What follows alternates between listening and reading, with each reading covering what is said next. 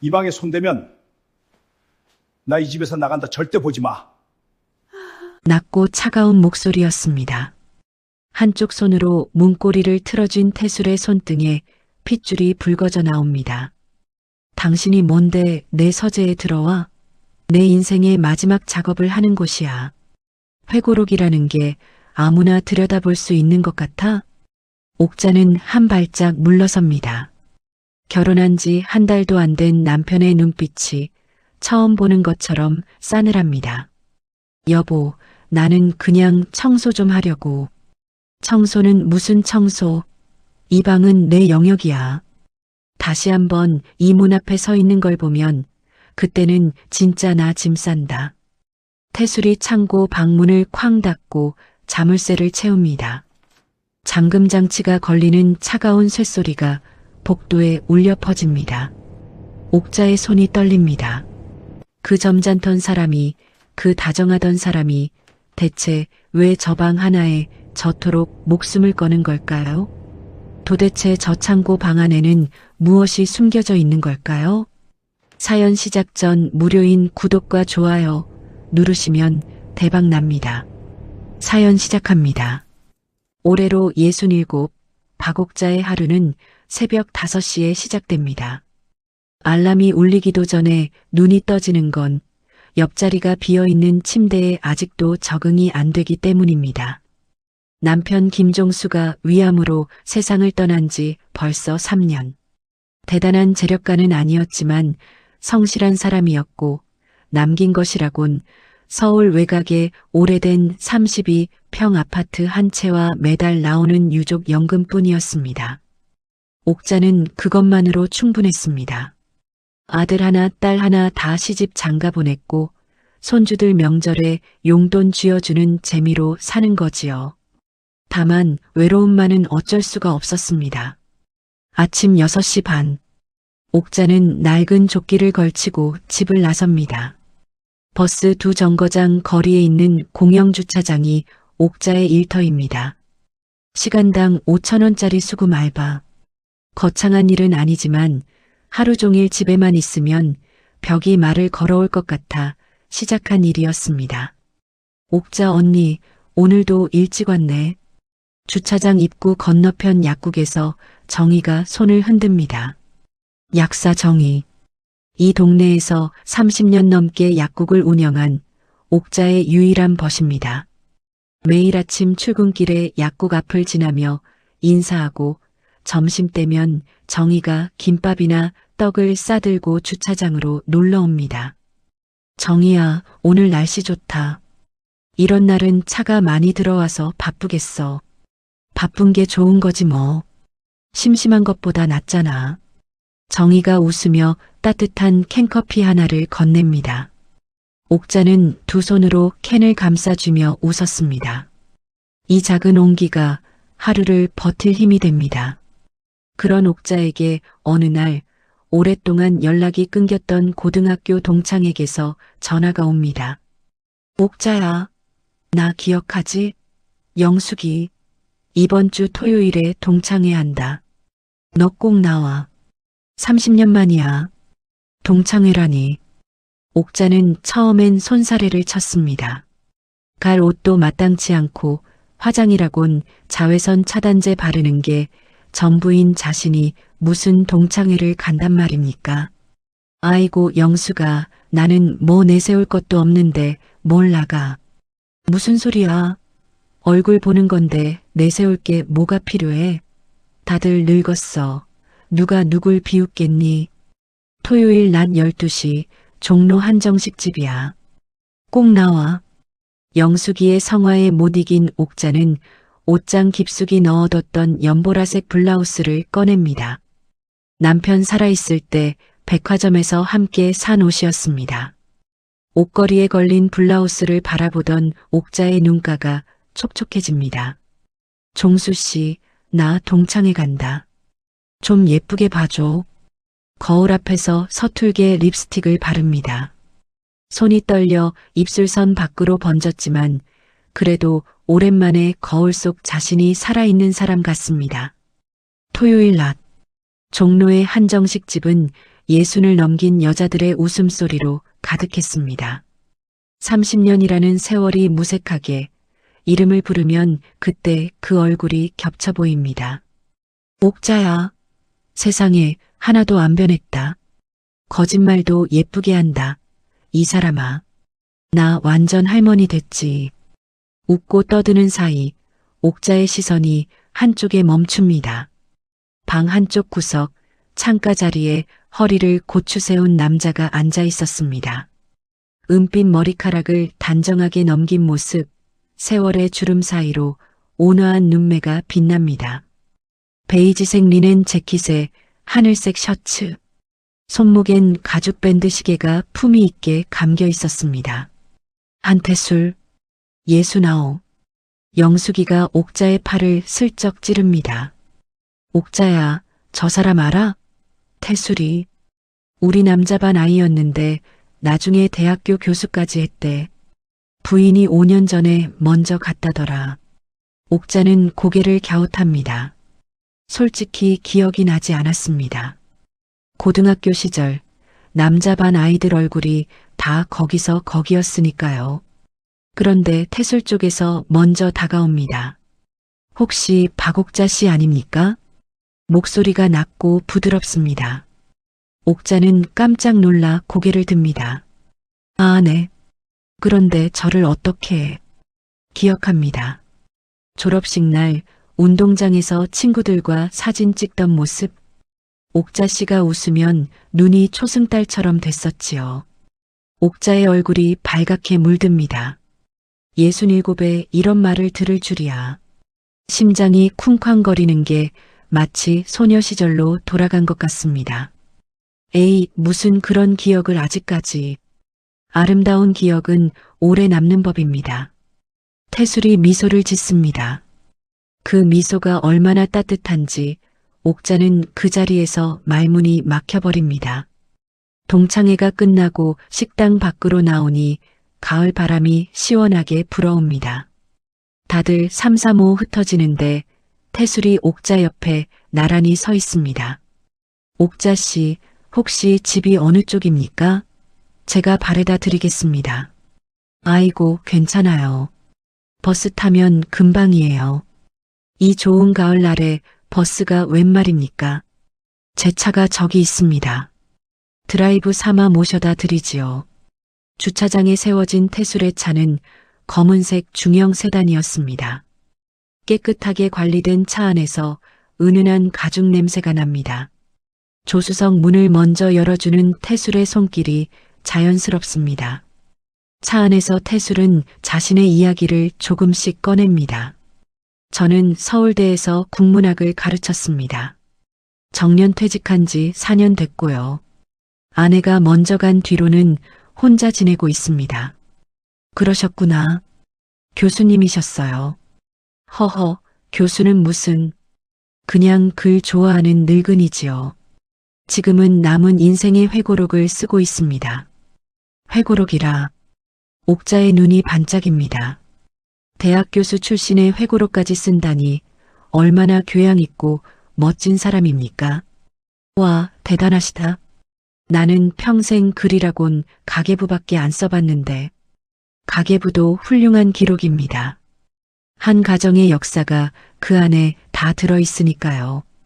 옥자는 가슴이 뭉클해집니다. 평생 누구에게도 이런 말을 들어본 적이 없었습니다.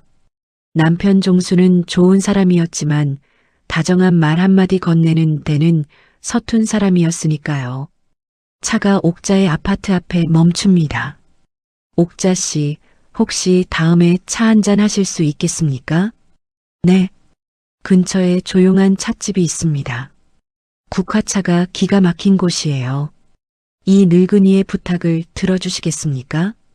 옥자는 자신도 모르게 고개를 끄덕입니다. 차에서 내려 아파트 현관에 들어서면서도 심장이 아직 두근거립니다. 그 다음 날부터 태술의 구애가 시작됩니다. 먼저 전화가 옵니다. 아침마다 정확히 8시. 옥자 씨, 오늘 날씨가 좋습니다. 아침은 드셨습니까? 단 한 번도 빠지지 않았습니다. 비가 오는 날이면 우산 꼭 챙기십시오. 추운 날이면 목도리 두르셨습니까? 라는 안부가 어김없이 도착합니다. 일주일 뒤에는 주차장으로 직접 찾아옵니다. 손에 들린 건 따뜻한 호두과자 한 봉지. 점심 대신 드십시오. 이 근처 유명한 집에서 사왔습니다. 아이고, 이걸 여기까지 직접 가져오시고. 옥자 씨가 이 추운 데서 일하는데 따뜻한 거라도 드셔야지요. 주차장 관리실 의자에 나란히 앉아 호두과자를 나눠 먹습니다. 태술은 간간히 차량이 들어올 때마다 자연스럽게 일어나 옥자 대신 요금을 받아주기까지 합니다. 교수님이 왜 이런 일까지 하세요? 허허, 교수가 아니라 옥자 씨 옆에 있고 싶은 한 남자입니다.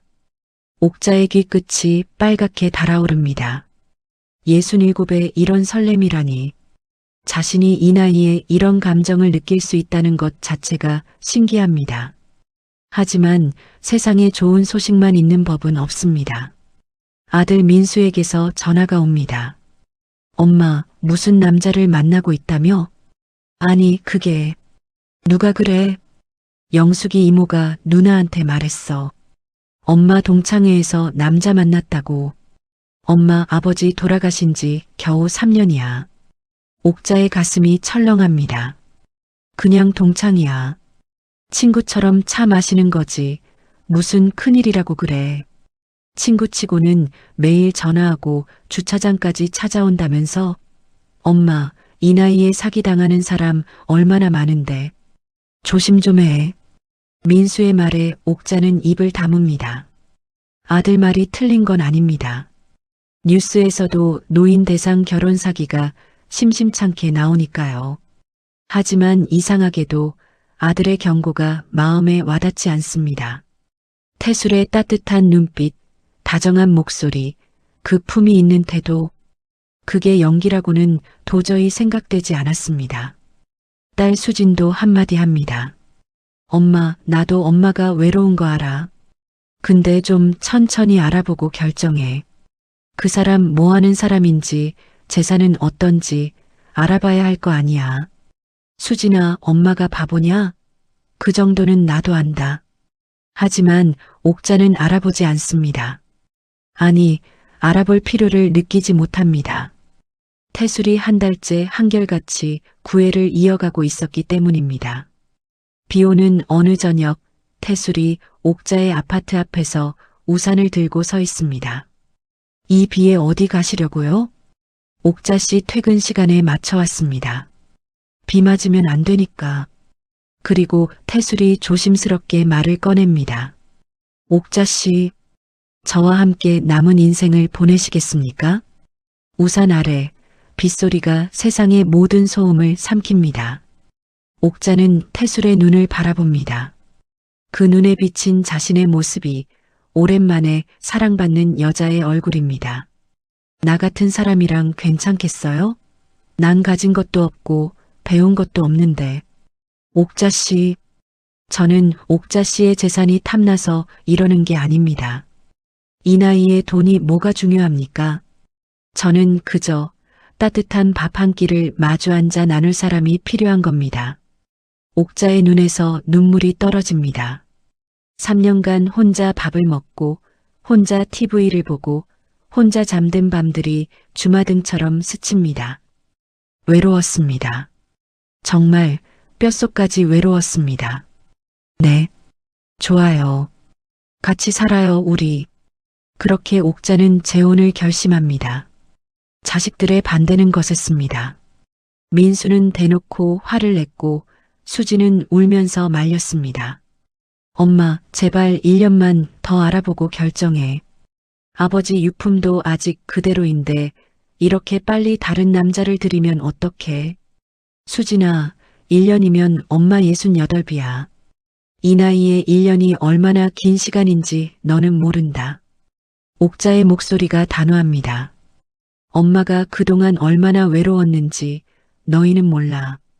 명절에 잠깐 와서 밥 먹고 가면 끝이잖아. 나머지 360일은 나 혼자야. 혼자 밥 먹고, 혼자 TV 보고, 혼자 잠드는 거야. 수진이 입을 다뭅니다. 딸도 알고 있었습니다. 엄마가 얼마나 외로웠는지. 다만 인정하고 싶지 않았을 뿐입니다. 민수는 끝까지 반대했지만 옥자의 결심은 꺾이지 않았습니다. 내 인생이야. 내가 결정한다. 결혼식은 조촐했습니다. 동사무소에서 혼인신고를 하고 가까운 한정식집에서 식사 한 끼 하는 것으로 끝났습니다. 민수와 수지는 참석하지 않았습니다. 태술이 옥자의 아파트로 들어오던 날 그는 낡은 캐리어 하나와 책이 가득 든 박스 3개를 가지고 왔습니다. 짐이 이게 전부예요? 허허, 학자는 책이 재산입니다. 다른 건 필요 없지요. 태술이 씩 웃습니다. 옥자는 그 소박한 모습에 또 한 번 감동합니다. 역시 학자다운 사람이라고, 물질에 초연한 분이라고 생각합니다.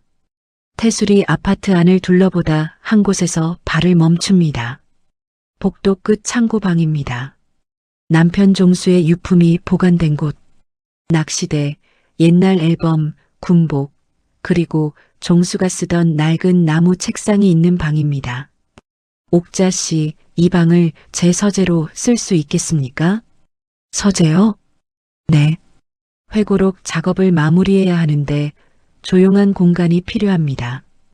이 방이 딱 좋겠군요. 옥자는 잠시 망설입니다. 그 방에는 종수의 흔적이 고스란히 남아 있었으니까요. 하지만 새 남편의 첫 부탁을 거절할 수가 없었습니다. 그래요. 종수 씨 물건은 내가 정리할게요. 아, 그건 제가 하겠습니다. 무거운 건 남자가 해야지요. 책상은 그대로 두고 나머지만 제가 정리하겠습니다. 태술은 그날 오후 내내 창고 방에서 나오지 않았습니다. 방 안에서 무언가를 옮기는 소리, 서랍을 여닫는 소리가 들렸지만 옥자는 신경 쓰지 않았습니다. 새 남편이 자기만의 공간을 만드는 거니까 당연한 일이라고 생각했습니다. 저녁 태술이 방에서 나옵니다. 셔츠 소매를 걷어올린 채 이마에 땀이 맺혀 있었습니다. 정리 끝났습니다. 옥자 씨, 하나만 부탁해도 되겠습니까? 뭔데요? 이 방은 제 작업 공간이니 가급적 들어오지 말아 주십시오. 회고록 원고가 민감한 것이라 정리가 흐트러지면 안 됩니다. 옥자는 고개를 끄덕입니다. 학자의 서재에 함부로 들어가는 건 예의가 아니라고 생각했으니까요. 알겠어요. 걱정 마세요. 태술이 환하게 웃습니다. 고맙습니다. 옥자 씨는 정말 이해심이 깊은 분이야. 그날 밤 옥자는 오랜만에 누군가의 온기를 느끼며 잠이 듭니다. 옆에 사람이 있다는 것만으로 세상이 이렇게 따뜻할 수가 없습니다. 하지만 옥자는 알지 못합니다. 태술이 잠든 옥자 옆에서 눈을 뜨고 천장을 바라보고 있다는 것을. 그 온화한 눈매가 어둠 속에서 완전히 다른 빛을 띠고 있다는 것을. 그의 입꼬리가 느리게 올라갑니다. 아파트 등본, 유족연금. 이미 머릿속에서 계산은 끝나 있었습니다. 옥자의 온기 옆에서 태술은 차갑게 미소 짓습니다. 결혼 생활이 시작된 지 보름이 지났습니다. 태술은 더할 나위 없는 남편이었습니다. 아침마다 옥자보다 먼저 일어나 밥을 지었고 된장찌개에 두부를 넣을 때도 옥자가 좋아하는 크기로 깍둑 썰기를 했습니다.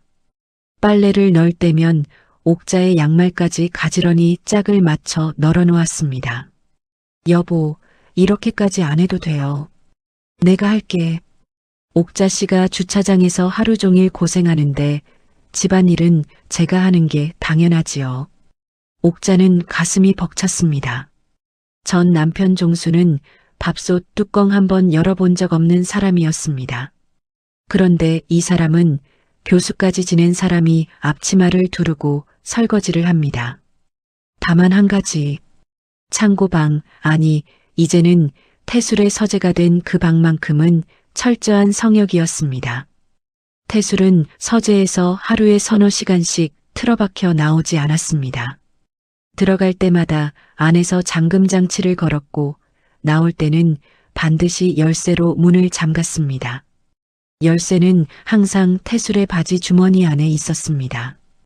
옥자가 방 앞을 지나갈 때면 안에서 무언가를 쓰는 소리가 들렸습니다. 펜이 종이 위를 긁는 소리, 간간히 서랍을 여닫는 소리, 회고록을 쓰고 있겠거니 싶었습니다. 어느 날 저녁 옥자가 서재 앞에서 걸레질을 하다가 무심코 문손잡이에 손이 갑니다. 옥자 씨. 뒤에서 태술의 날카로운 목소리가 날아듭니다. 옥자는 화들짝 놀라 손을 뗍니다. 아, 깜짝이야. 나 그냥 복도 닦다가 문 앞까지 온 거야. 태술의 표정이 순간 굳었다가 이내 부드러운 미소로 돌아옵니다. 하지만 그 찰나의 표정을 옥자는 놓치지 않았습니다. 아, 미안합니다. 제가 좀 예민했네요. 태술이 옥자의 어깨를 가볍게 두드립니다. 회고록이 마무리 단계라 신경이 날카로워졌나 봅니다. 양해해 주십시오. 아니에요. 내가 미안하지. 당신 작업실인데. 옥자는 웃으며 넘겼습니다. 하지만 돌아서는 발걸음에 알 수 없는 불편함이 발끝에 걸립니다. 그로부터 며칠 뒤 태술의 경고는 한층 더 노골적이 됩니다. 아침 식사 자리에서였습니다. 옥자가 아무 생각 없이 말을 꺼냅니다. 여보, 서재 커튼 좀 빨아야 할 것 같아. 먼지가 많이 쌓였을 텐데 내가 들어가서 떼어올까? 태술이 숟가락을 내려놓습니다. 찌개가 담긴 뚝배기에서 김이 모락모락 피어오르는데 식탁 위 공기가 순식간에 차가워집니다. 옥자 씨. 네. 한 번만 더 말하겠습니다. 태술이 옥자의 눈을 똑바로 바라봅니다. 그 눈에서 동창회 때 봤던 온화함은 온데간데 없고 차갑고 단단한 벽 같은 것이 서 있습니다. 그 방은 내 영역입니다. 커튼이고 뭐고 내가 알아서 합니다. 다시는 그 방 얘기를 꺼내지 마십시오. 여보, 내가 뭘 잘못했다고 그렇게까지. 잘못이 아니라 경계입니다. 부부 사이에도 넘지 말아야 할 선이 있는 겁니다. 제가 옥자 씨의 화장대 서랍을 뒤지지 않는 것처럼 옥자 씨도 내 서재는 건드리지 마십시오. 옥자는 입을 다뭅니다. 태술의 말이 틀린 건 아닙니다. 부부 사이에도 개인 공간은 있어야 하니까요. 하지만 이건 개인 공간의 문제가 아니라 마치 무언가를 감추려는 것 같은 느낌. 그 느낌이 목 안쪽에 가시처럼 걸립니다. 알았어요. 미안해요.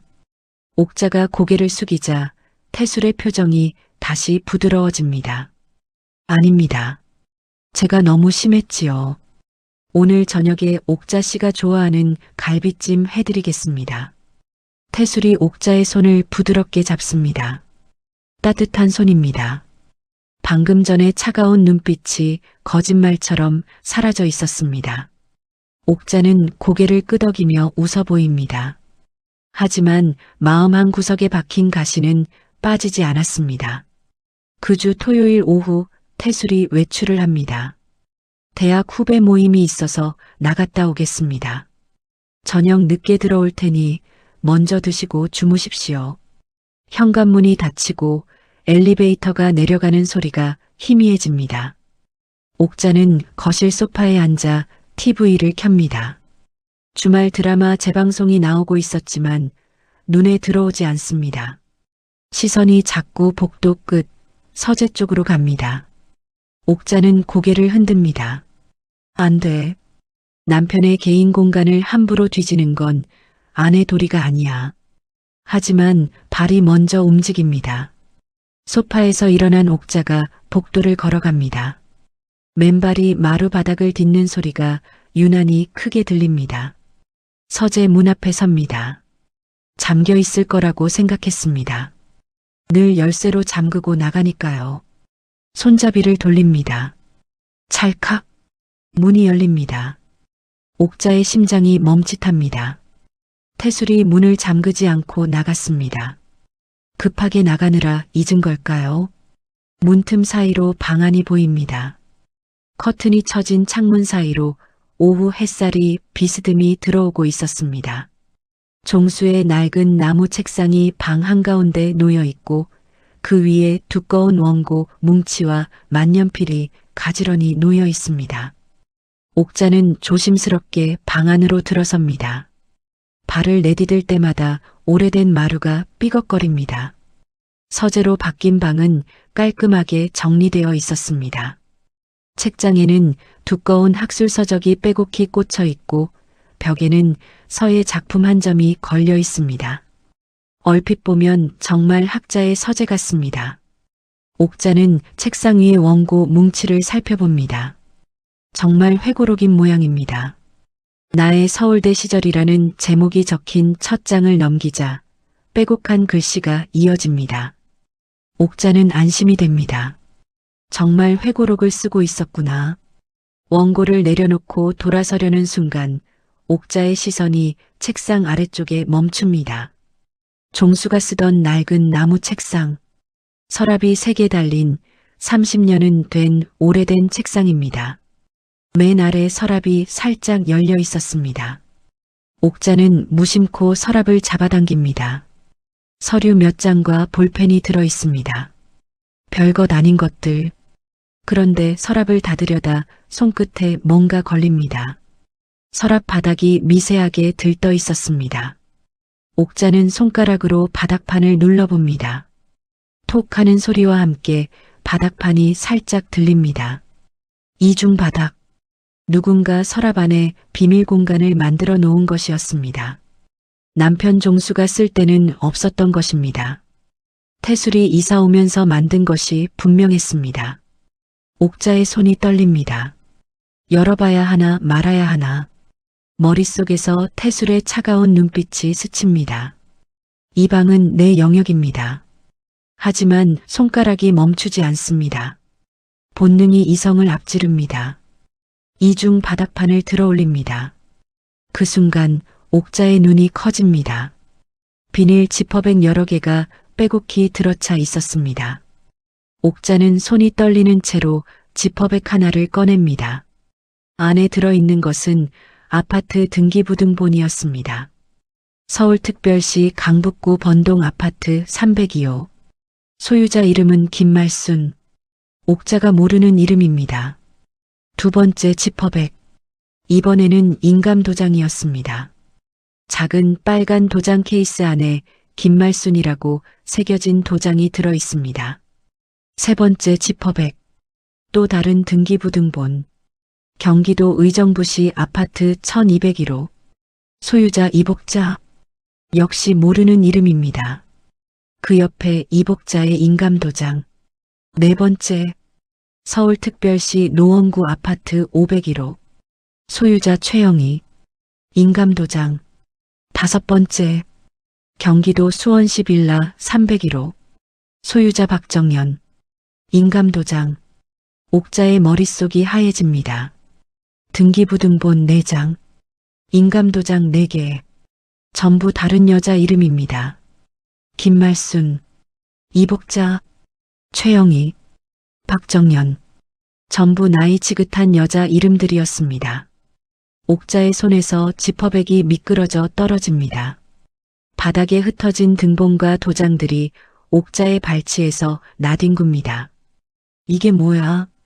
옥자의 목소리가 떨립니다. 교수님의 서재에 회고록 원고 밑에 왜 모르는 여자들의 아파트 등본과 인감도장이 숨겨져 있는 겁니까? 머리가 어지럽습니다. 방 안이 빙글빙글 돌기 시작합니다. 김말순, 이 사람은 누구인가? 이복자는, 최영희는, 박정연은, 4명의 여자, 4채의 집, 4개의 도장. 옥자의 손이 제 의지와 상관없이 등본 하나를 집어듭니다. 발행일을 확인합니다. 3년 전, 그 옆에 것은 5년 전, 또 다른 것은 7년 전, 3년, 5년, 7년. 일정한 간격이었습니다. 옥자의 뇌리에 소름 끼치는 가설이 떠오릅니다. 하지만 옥자는 그 생각을 머릿속에서 밀어냅니다. 아니야. 설마. 당신이 그럴 리가 없어. 옥자는 떨리는 손으로 등본과 도장을 원래 위치에 되돌려 놓습니다. 이중 바닥판을 닫고 서랍을 밀어넣고 방에서 나옵니다. 문을 닫을 때 손에 힘이 들어가지 않아 2번이나 손잡이를 놓칩니다. 거실로 돌아온 옥자는 소파에 주저앉습니다. 심장이 미친 듯이 뜁니다. 손바닥에 식은땀이 흥건합니다. TV에서는 아까 틀어놓은 주말 드라마가 여전히 흘러나오고 있었습니다. 드라마 속 부부가 웃으며 대화하는 장면이 나옵니다. 옥자는 멍하니 화면을 바라봅니다. 그 여자들도, 김말순도, 이복자도, 최영희도, 박정현도 나처럼 외로웠을까? 나처럼 태술의 달콤한 말에 속았을까? 옥자는 고개를 세차게 흔듭니다. 아니야. 뭔가 사정이 있을 거야. 당신은 그런 사람이 아니야. 옥자의 입에서 나온 말은 확신이 아니었습니다. 기도에 가까웠습니다. 밤 10시 현관 비밀번호 누르는 소리가 들립니다. 태술이 돌아왔습니다. 옥자 씨, 아직 안 주무셨습니까? 태술이 거실로 들어옵니다. 약간 상기된 얼굴에 술 냄새가 옅게 배어 있었습니다. 옥자는 애써 평소와 같은 표정을 만듭니다. 응, 드라마 보다가. 모임은 좋았어요? 네, 오랜만에 후배들 만나니 좋더군요. 옥자 씨, 저녁은 드셨습니까? 응, 먹었어. 당신 것도 남겨뒀어. 데워줄까? 아, 고맙습니다. 제가 데워 먹겠습니다. 태술이 부엌으로 가면서 자연스럽게 복도 쪽을 한번 흘깁니다. 서재 문이 닫혀 있는 것을 확인하는 눈빛. 옥자는 그 시선을 놓치지 않았습니다. 가슴이 또 한번 쿵 내려앉습니다. 태술이 밥을 먹는 동안 옥자는 옆에 앉아 말없이 물만 홀짝입니다. 옥자 씨, 안색이 안 좋습니다. 어디 불편하십니까? 아니, 그냥 좀 피곤해서. 먼저 들어가 누울게. 그러십시오. 푹 쉬세요. 침대에 누운 옥자의 눈에 천장이 보입니다. 어둠 속에서 4명의 이름이 떠다닙니다.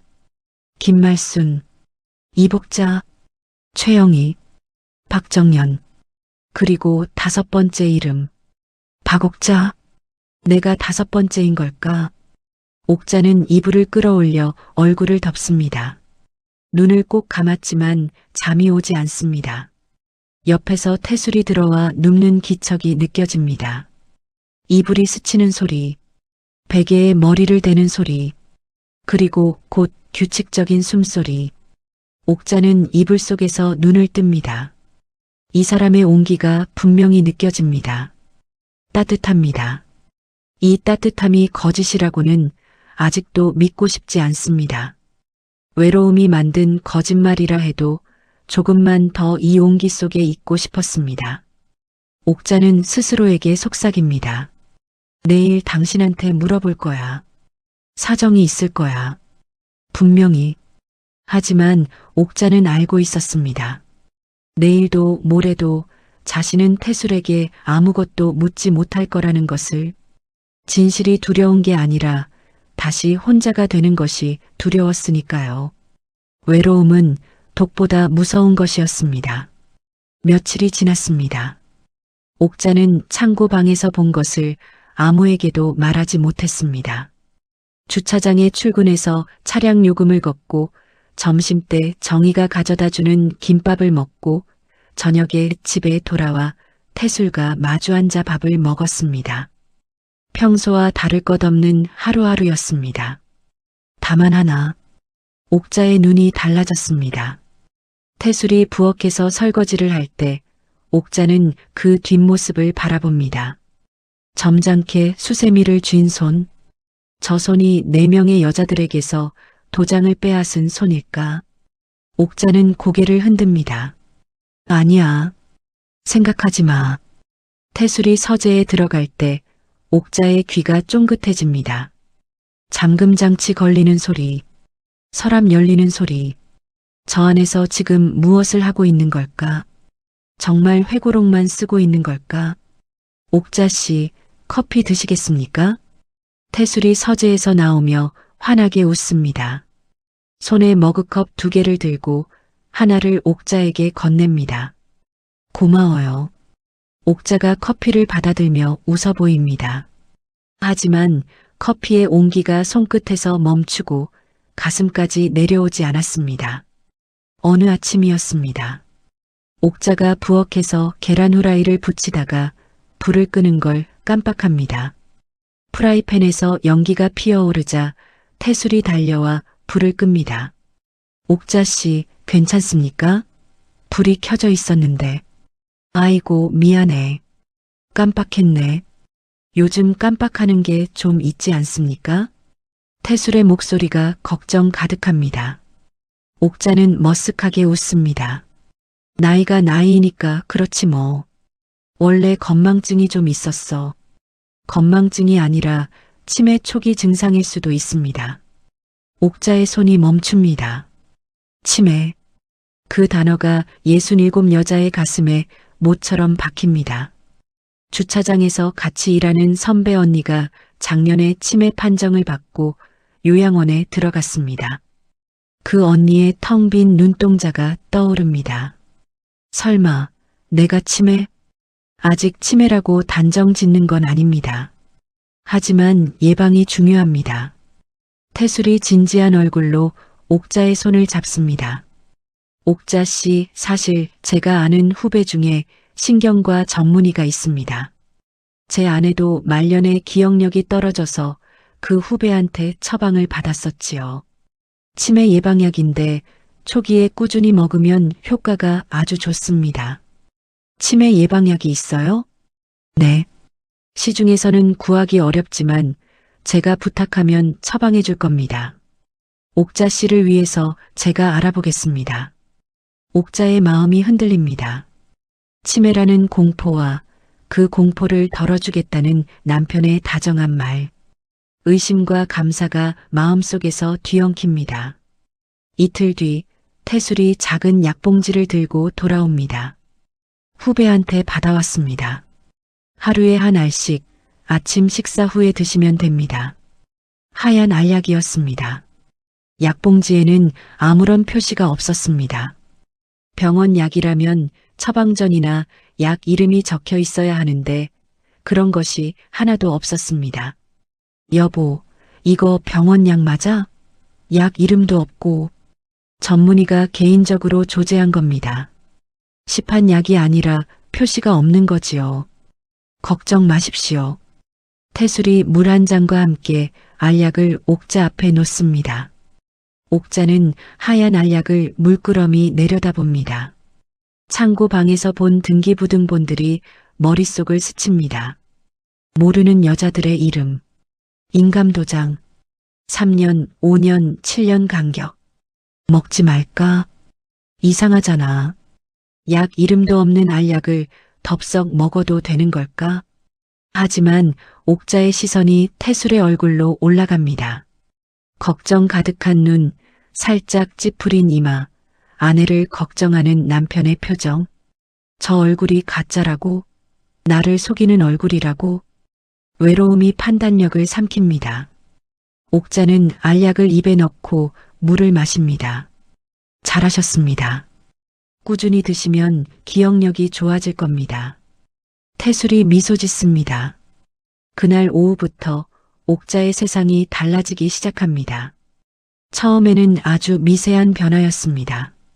오후가 되면 머리에 안개가 끼는 것 같았습니다. 눈앞이 뿌옇고 생각이 느려지고 소파에 앉으면 일어나기가 싫어집니다.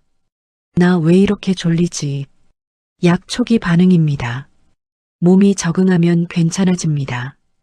태술의 설명에 옥자는 고개를 끄덕입니다. 의사가 아닌 사람의 말을 의심 없이 받아들입니다. 의심할 기력조차 없어지고 있었습니다. 약을 먹기 시작한 지 3일째. 옥자가 주차장에서 요금을 걷다가 거스름 돈을 잘못 줍니다. 10,000원을 받고 5,000원을 돌려줘야 하는데 10,000원을 그냥 돌려줍니다. 아줌마, 이거 10,000원짜리잖아요. 미안해요. 내가 또 깜빡했네.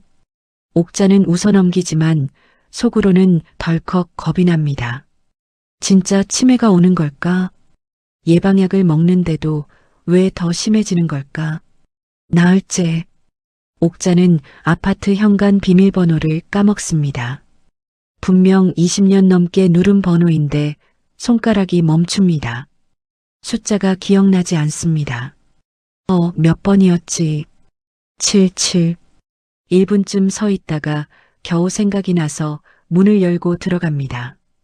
현관에 들어서는 순간 다리에서 힘이 빠져 그 자리에 주저앉습니다. 나 진짜 치매 오는 거 아니야? 옥자의 눈에서 눈물이 주르륵 흘러내립니다. 치매, 자신을 잃어버리는 병, 자식들 얼굴도 못 알아보고 이름도 잊어버리고 결국 요양원 침대에서 천장만 바라보는 살. 그때 태술이 다가옵니다. 언제 왔는지 현관 앞에 쭈그리고 앉은 옥자 옆에 무릎을 꿇고 앉습니다. 옥자 씨, 왜 울고 있습니까? 여보, 나 자꾸 까먹어. 비밀번호도 까먹고 거스름돈도 틀리고 약을 먹는데도 왜 이래? 태술이 옥자를 안아줍니다. 괜찮습니다. 약이 효과를 내려면 시간이 걸립니다. 제가 옆에 있지 않습니까? 무서울 거 없습니다. 옥자가 태술의 품에서 울음을 삼킵니다. 이 팔이 유일한 버팀목이라고, 이 사람마저 없으면 자신은 정말 혼자라고 생각합니다. 그런데 옥자가 보지 못하는 각도에서 태술의 눈이 차갑게 빛납니다. 울고 있는 아내의 등을 토닥이면서 그의 시선은 거실 탁자 위에 놓인 서류 봉투를 향하고 있었습니다. 닷새째, 옥자의 상태가 눈에 띄게 나빠집니다. 아침에 일어나면 머리가 손뭉치처럼 무겁습니다. 생각이 물속을 걷는 것처럼 느립니다. 말을 하다가 중간에 무슨 말을 하려 했는지 잊어버립니다. 옥자 씨, 오늘은 주차장 쉬십시오. 컨디션이 안 좋아 보입니다. 그래도 안 나가면 미안하잖아. 건강이 먼저입니다. 제가 전화해서 오늘 못 나간다고 말해놓겠습니다. 태술이 옥자를 소파에 앉히고 담요를 덮어줍니다. 옥자는 고마워서 또 눈물이 납니다. 이렇게 챙겨주는 사람인데 창고 방에 그것들은 분명 사정이 있을 거야. 옥자가 담요 속에서 스르르 잠이 듭니다. 약의 효과입니다. 의지와 상관없이 의식이 가라앉습니다. 태술이 옥자의 잠든 얼굴을 한동안 내려다봅니다. 확인합니다. 숨소리가 깊고 규칙적입니다. 완전히 잠이 들었습니다. 태술이 거실 탁자에서 서류 봉투를 꺼냅니다. 안에 들어있는 것은 아파트 매매 계약서였습니다. 서울특별시 구아파트 32평. 매도인 란에 박옥자라는 이름이 이미 인쇄되어 있었습니다. 태술이 서류를 찬찬히 훑어봅니다. 매매 가격은 시세보다 2천만 원 낮게 잡혀 있었습니다. 빠른 거래를 위해서입니다. 매수인 란에는 태술이 사전에 접촉한 부동산 업자의 이름이 적혀 있었습니다. 필요한 것은 딱 하나. 박옥자의 인감도장. 태술이 옥자의 핸드백을 열어봅니다. 지갑, 열쇠, 립스틱, 손수건. 인감도장은 없습니다. 도장은 어디에 보관하는 거지? 태술이 안방으로 들어갑니다. 화장대 서랍을 하나씩 열어봅니다. 첫 번째 서랍, 화장품. 두 번째 서랍, 통장과 보험 서류. 세 번째 서랍, 빨간 도장 케이스가 보입니다. 태술이 케이스를 열어봅니다. 박옥자라고 새겨진 인감도장이 들어있었습니다. 입꼬리가 올라갑니다. 태술은 도장을 가져가지 않습니다. 아직은 때가 아닙니다. 위치만 확인합니다. 옥자의 정신이 더 흐려지면 그때 가져가도 늦지 않습니다. 도장 케이스를 원래 자리에 놓고 서랍을 닫습니다. 거실로 돌아온 태술이 잠든 옥자 옆 의자에 앉습니다. 커피를 한 모금 마시며 계약서를 다시 한번 들여다봅니다. 일주일, 아니 열흘이면 충분합니다. 약을 열흘만 더 먹이면 옥자는 자기 이름도 제대로 못 쓰게 될 것입니다. 그때 손을 잡고 도장을 찍게 하면 됩니다. 인지 능력이 떨어진 노인이 자발적으로 아파트를 매매한 것처럼 보이게 하면 됩니다. 김말순에게도 그렇게 했습니다. 이복자에게도, 최영희에게도, 박정연에게도 전부 같은 방식이었습니다. 외로운 노인에게 다가가고 신뢰를 쌓고 약으로 판단력을 무너뜨리고 재산을 가로챈 뒤 사라지는 것.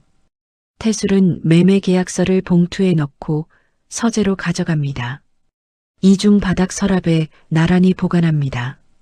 4명의 등기부등본 옆에 5번째 서류가 놓입니다. 서랍을 닫고 이중 바닥판을 내리고 서재 문을 잠급니다. 거실에서는 옥자가 여전히 깊은 잠에 빠져 있었습니다. 담요 밑으로 보이는 옥자의 얼굴이 평화롭습니다. 아무것도 모르는 순하디순한 얼굴입니다. 태술이 옥자의 이마에 손을 올립니다. 열은 없습니다. 푹 쉬십시오, 옥자 씨. 나직한 목소리, 다정한 손길.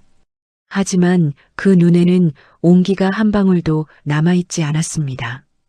해가 기울어 거실에 노을빛이 스며들 무렵 옥자가 눈을 뜹니다. 내가 얼마나 잔 거야. 시계를 보니 오후 5시. 4시간 넘게 잠들어 있었습니다. 머리가 무겁고 입안이 텁텁합니다. 깨셨습니까? 저녁 준비해 놓았습니다. 태술이 부엌에서 앞치마를 두르고 나옵니다. 식탁 위에 된장찌개와 감자조림, 깍두기가 놓여 있었습니다. 옥자는 비틀거리며 식탁에 앉습니다. 숟가락을 드는 손이 미세하게 떨립니다. 여보, 나 요즘 왜 이렇게 잠이 많아진 거지? 약 먹고 나면 꼭 쓰러져. 몸이 회복하는 과정입니다.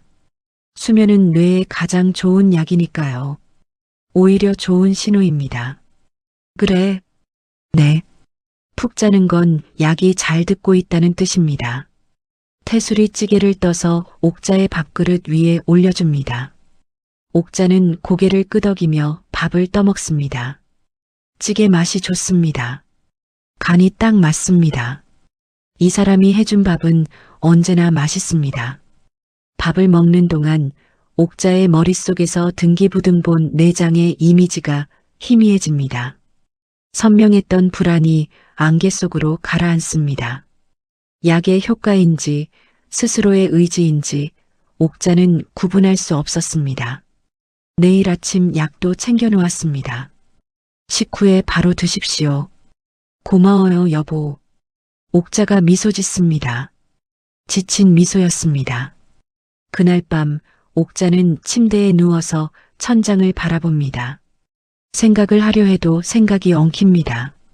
마치 머릿속에 솜을 잔뜩 집어넣은 것 같습니다. 창고방, 등기부등본, 인감도장, 그 단어들이 떠오르다가 흩어집니다. 잡으려 하면 손가락 사이로 빠져나갑니다. 내가 뭘 걱정하고 있었지. 옥자가 중얼거립니다. 옆에서 태술의 규칙적인 숨소리가 들립니다. 아, 맞다. 창고방. 하지만 그 다음 생각이 이어지지 않습니다. 눈꺼풀이 무거워집니다. 의식이 깊은 곳으로 가라앉습니다. 옥자의 기억이 한 조각씩 지워지고 있었습니다.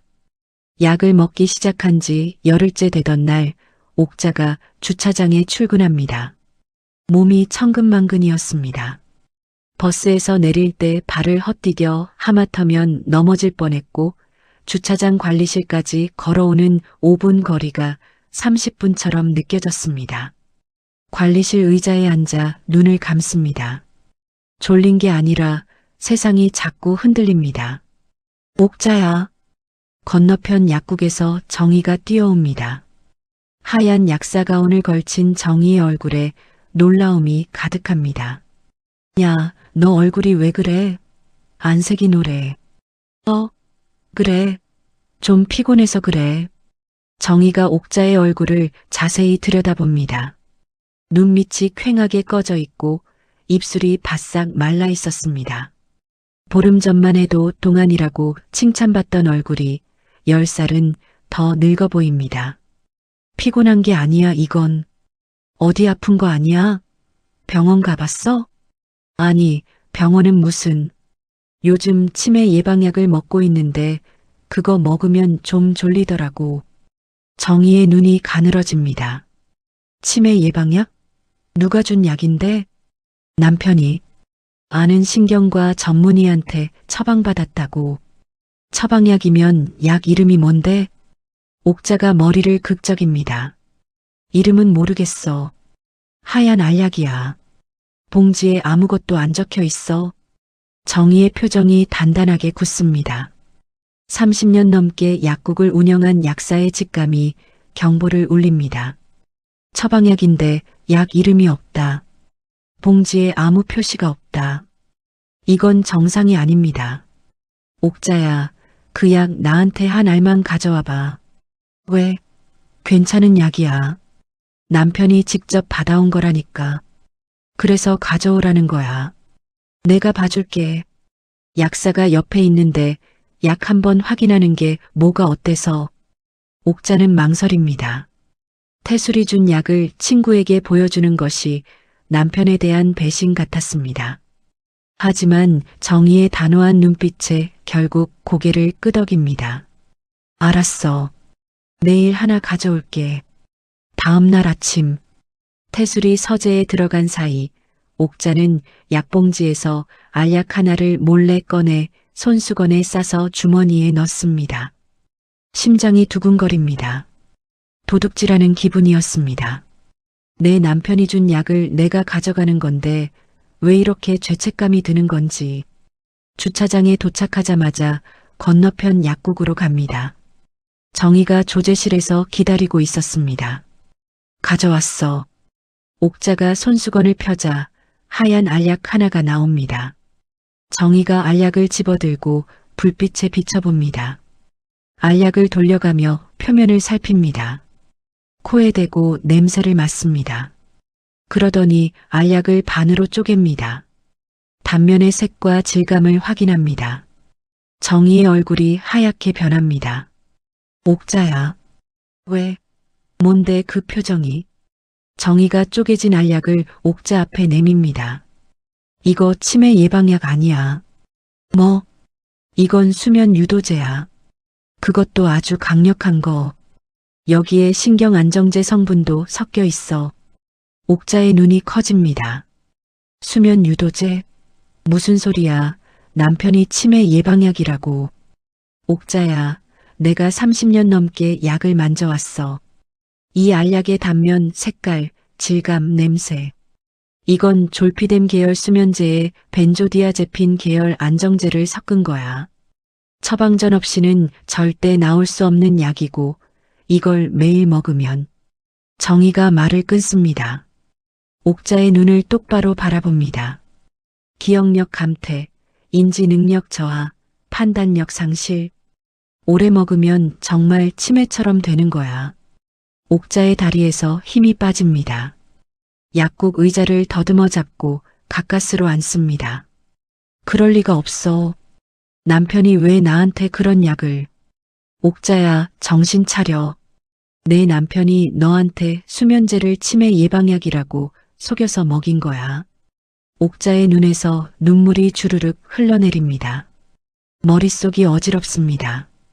약 때문에 어지러운 건지 진실 때문에 어지러운 건지 알 수 없습니다. 비밀번호를 까먹은 것도 거스름 돈을 틀린 것도 4시간씩 기절하듯 잠든 것도 전부 약 때문이었습니다. 치매가 아니었습니다. 태술이 만든 증상이었습니다. 옥자야, 지금부터 그 약 절대 먹지 마. 그리고 나한테 솔직하게 말해. 그 남자 대체 정체가 뭐야? 옥자는 한참을 울다가 떨리는 목소리로 창고 방에서 본 것을 정희에게 말합니다. 등기부등본 4장, 인감도장 4개, 전부 모르는 여자들의 이름이었다는 것. 정희의 얼굴이 돌처럼 굳습니다. 옥자야, 그 이름들 기억나? 김말순, 이복자, 최영희, 박정연. 전부 나이 지긋한 이름이었어. 정희가 약국 카운터 뒤 컴퓨터 앞으로 갑니다. 손가락이 키보드 위를 빠르게 두드립니다. 정희야, 뭐 하는 거야? 검색해 보는 거야. 잠깐만. 정희가 인터넷 뉴스 검색창에 이름을 하나씩 입력합니다. 김말순 아파트 사기. 검색 결과가 뜹니다. 정희의 눈이 화면에 고정됩니다. 옥자야, 이리 와봐. 옥자가 비틀거리며 다가갑니다. 화면에 뜬 것은 7년 전 지역 신문 기사였습니다. 강북구 독거노인 아파트 매매 사기 피해. 재혼한 남편이 치매 판정 유도 후 재산 가로채. 옥자의 숨이 멈춥니다. 기사를 읽어 내려갑니다. 강북구에 살던 김말순 할머니가 동창회에서 만난 남자와 재혼한 뒤 남편이 치매 예방약이라며 수면제를 먹여 판단력을 떨어뜨린 뒤 아파트를 매매한 사건이었습니다. 피해자가 요양원에 들어간 뒤에야 가족이 사기 사실을 알게 되었지만 범인은 이미 잠적한 상태라고 적혀 있었습니다. 이복자를 검색합니다. 비슷한 기사가 뜹니다. 5년 전 의정부. 재혼한 남편이 아내의 재산을 가로채고 잠적. 피해자는 정신건강의학과에서 약물 남용으로 인한 인지 장애 판정.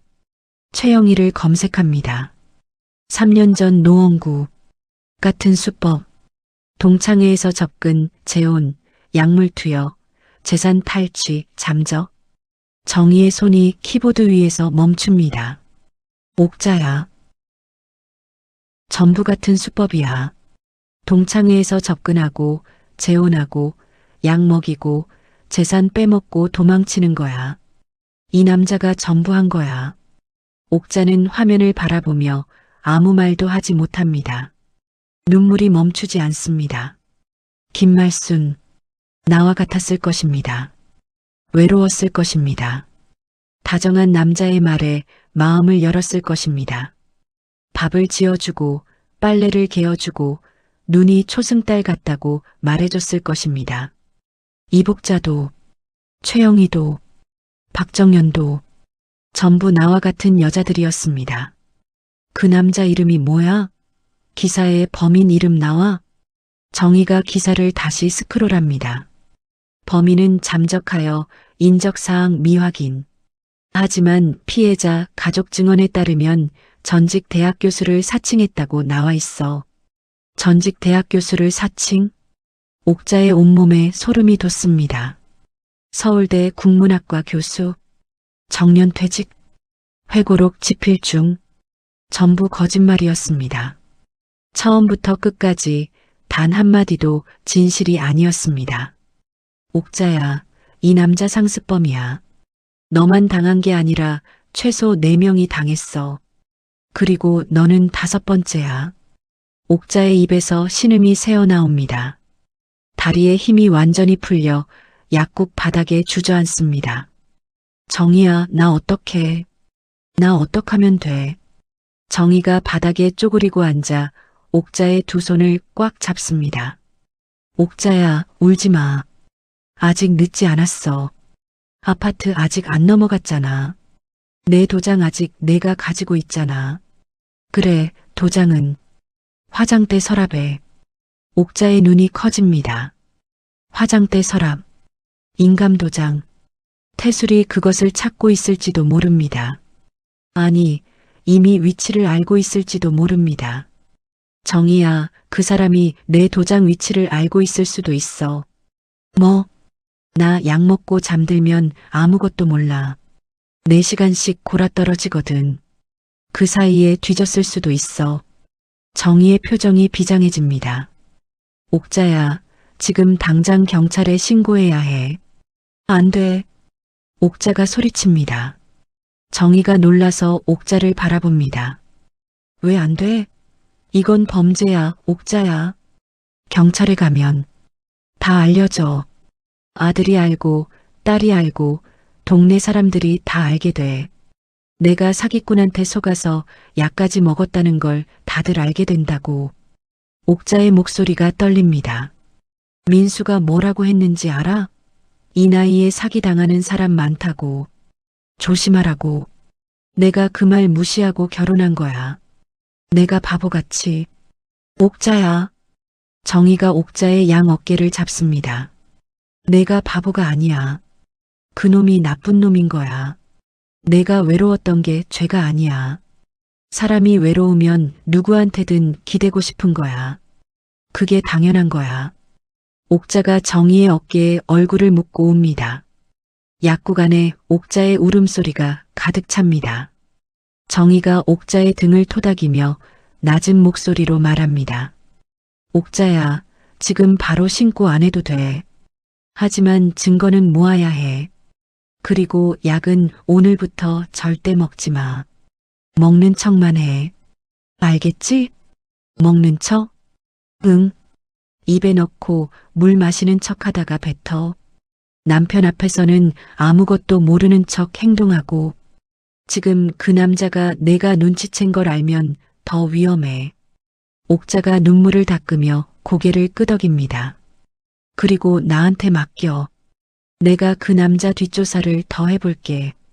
약국에 단골 형사 아저씨 있잖아. 고혈압 약 매달 받아가는.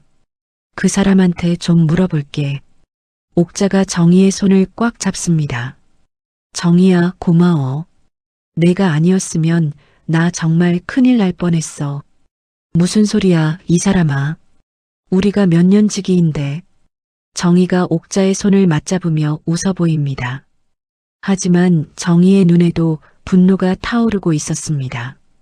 30년 넘은 벗이 사기꾼에게 당하고 있다는 사실이 가슴 한가운데를 불로 지지는 것 같았습니다. 그날 저녁 옥자는 평소처럼 집에 돌아갑니다. 옥자 씨, 오늘 많이 피곤해 보입니다. 태술이 다정하게 맞아줍니다. 식탁에 저녁이 차려져 있었습니다. 미역국과 고등어구이. 응, 오늘 차가 많이 들어와서. 옥자는 애써 웃습니다. 손이 떨리지 않도록 주먹을 꽉 쥡니다. 식사 후 태술이 약을 가져옵니다. 자, 오늘 약입니다. 하얀 알약 하나와 물 한 잔. 옥자는 알약을 집어듭니다. 정희의 말이 귓가에 울립니다. 먹는 척만 해. 알약을 입에 넣습니다. 물을 한 모금 머금습니다. 고개를 뒤로 젖혀 삼키는 신용을 합니다. 하지만 알약은 혀 밑에 그대로 있었습니다. 잘 드셨습니다. 태술이 미소 짓고 부엌으로 돌아갑니다. 옥자는 화장실로 들어가 알약을 뱉어냅니다. 손바닥 위에 놓인 하얀 알약이 침에 젖어 미끈거립니다. 이것이 나를 무너뜨리고 있었습니다. 이 작은 알약 하나가 내 기억을 지우고 내 판단을 흐리게 하고 내 재산을 빼앗을 준비를 하고 있었습니다. 옥자는 알약을 휴지에 싸서 주머니에 넣습니다. 거울에 비친 자신의 얼굴을 바라봅니다. 퀭한 눈, 거친 피부, 갈라진 입술. 하지만 눈빛은 달랐습니다. 열흘 만에 처음으로 옥자의 눈에 또렷한 빛이 돌아와 있었습니다. 약을 뱉기 시작한 지 사흘째 옥자의 머릿속 안개가 조금씩 걷히기 시작합니다.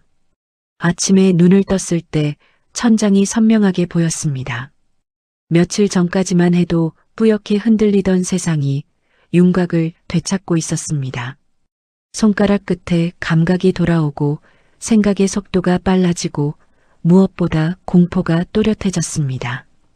이 남자 옆에서 하루라도 빨리 벗어나야 한다는 공포. 하지만 옥자는 아무 내색도 하지 않았습니다. 정희가 신신당부한 대로 아무것도 모르는 바보 아내를 연기했습니다. 여보, 오늘 약은요? 아, 네. 여기 있습니다. 태술이 건네는 알약을 받아 입에 넣고 물을 마시는 척하고 화장실에서 뱉어냅니다. 매일 같은 연기, 매일 같은 공포. 하지만 옥자는 버텼습니다. 그런데 나흘째 아침 태술의 태도가 달라집니다.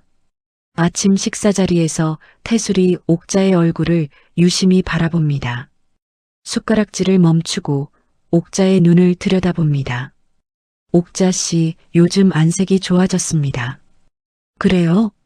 약 덕분인가 봐. 그런 것 같기도 하고. 태술의 눈이 가늘어집니다. 미세한 변화였지만 옥자는 등줄기가 서늘해지는 것을 느낍니다. 나흘 전까지 멍한 눈으로 헤매던 아내의 눈에 초점이 돌아와 있었습니다. 약을 먹고 있다면 있을 수 없는 변화입니다. 혹시 약을 빼먹은 적 있습니까? 아니, 매일 먹었어. 당신이 챙겨주잖아. 옥자가 웃어 보입니다. 하지만 심장이 터질 것 같았습니다. 태술이 고개를 끄덕이며 밥을 먹습니다. 아무 말 없이. 하지만 그 침묵이 옥자에게는 칼날보다 날카롭게 느껴졌습니다. 그날 오후 옥자가 주차장에서 일하고 돌아오니 태술이 거실 소파에 앉아 있었습니다. 평소와 다른 점이 하나 있었습니다. 옥자의 핸드폰이 태술의 손에 들려 있었습니다. 여보, 그거 내 핸드폰인데? 아, 탁자에서 울리길래 받으려고 했는데 끊어졌더군요. 태술이 핸드폰을 건넵니다. 옥자가 받아들고 확인합니다. 부재중 전화한 건 아들 민수였습니다. 민수한테서 전화 왔었나 보네. 그런 것 같습니다. 아들한테 전화해 보십시오. 태술이 자연스럽게 말합니다. 옥자는 고개를 끄덕이고 안방으로 들어가 민수에게 전화를 겁니다. 민수야, 엄마야. 전화했어? 응, 엄마. 이번 주말에 수진이랑 같이 가려고. 시간 돼? 그래, 와. 엄마가 맛있는 거 해놓을게. 전화를 끊고 거실로 나오니 태술이 부엌에서 커피를 내리고 있었습니다. 아무 일도 아닌 것처럼. 하지만 옥자의 가슴에 불길한 예감이 번집니다. 왜 내 핸드폰을 들고 있었을까? 정말 울려서 받으려던 것일까? 그날 밤 옥자가 잠든 사이 태술이 움직입니다. 충전기에 꽂힌 옥자의 핸드폰을 조심스럽게 집어듭니다. 잠금 화면, 비밀번호 4자리. 태술은 이미 알고 있었습니다. 옥자가 멍한 상태에서 핸드폰을 열 때 옆에서 지켜본 적이 있으니까요. 비밀번호를 누릅니다. 화면이 열립니다. 연락처 목록을 엽니다. 아들 민수, 딸 수진. 두 번호를 차단 설정합니다. 그 다음 문자 메시지를 엽니다. 민수에게 문자를 보냅니다. 민수야, 엄마야. 이번 주말에 오지 마라. 당분간 연락하지 마. 남편이랑 둘이 조용히 지내고 싶다. 내가 자꾸 반대하니까 스트레스 받는다. 연락하지 마. 수진에게도 같은 내용의 문자를 보냅니다. 수진아, 엄마가 부탁한다. 한동안 연락 좀 하지 마. 새 남편이랑 적응하는 중이니까 방해하지 마라. 내가 걱정하는 거 아는데 엄마 인생은 엄마가 알아서 한다. 찾아오지도 마. 문자를 보낸 뒤 발신 기록을 삭제합니다. 핸드폰을 다시 충전기에 올려놓고 태술은 침대로 돌아옵니다. 잠든 옥자의 얼굴을 한동안 내려다봅니다. 안색이 돌아오고 있었습니다. 약이 듣지 않는다는 뜻입니다. 먹는 척하고 뱉고 있는 겁니다. 태술의 눈이 차갑게 가라앉습니다. 더 이상 시간을 끌 수 없었습니다. 다음 날 아침 태술이 옥자에게 말합니다. 옥자 씨, 오늘 좋은데 가시지요. 좋은데? 제 지인이 운영하는 요양시설입니다. 건강검진도 해주고 치매 전문 상담도 받을 수 있습니다. 하루만 다녀오면 됩니다. 옥자의 심장이 쿵 내려앉습니다. 요양시설? 갑자기 왜 요양시설을? 옥자 씨 건강이 걱정돼서 그렇습니다.